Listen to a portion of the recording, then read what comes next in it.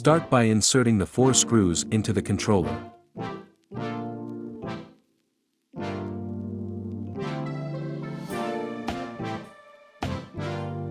Flip the control panel so the back is facing up. Align the 4 holes of the joystick base with the 4 pre-installed screws, then mount it onto the back of the controller. Make sure the 4 screws have gone through the 4 mounting holes of the joystick.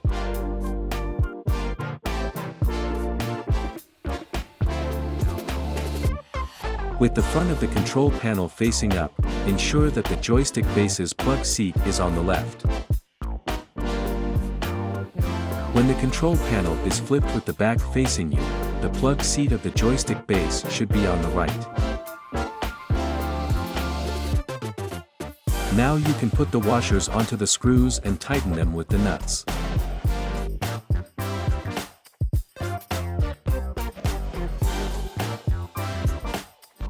Repeat this process for all 4 screws.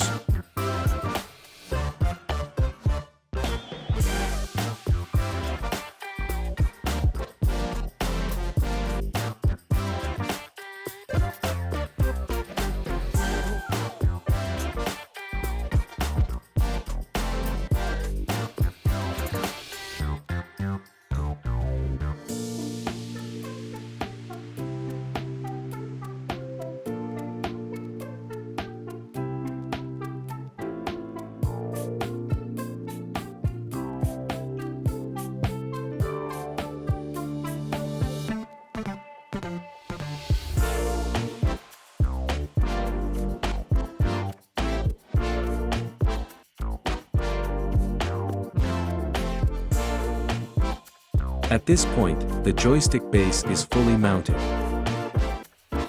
Inspect the back of the controller facing upward, ensuring the 4 screws are tightly secured.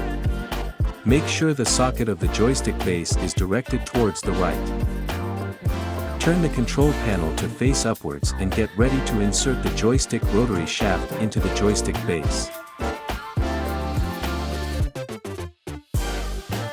There is one signal wire attached at the bottom of the shaft.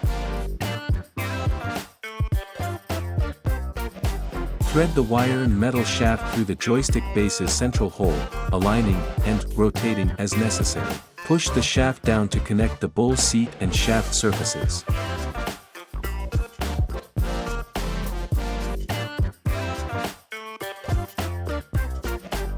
Now, flip the control panel backside up.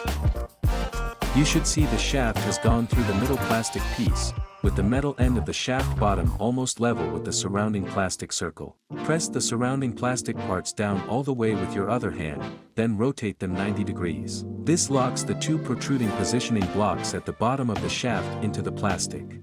This completes the shaft insertion process into the joystick base and ensures the shaft is secure.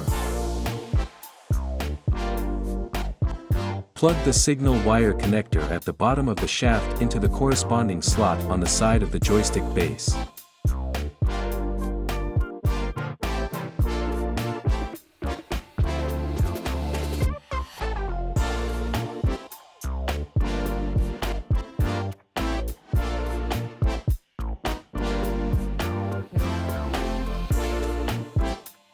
If you haven't yet attached the plastic knob cover, please remember to place it back onto the knob.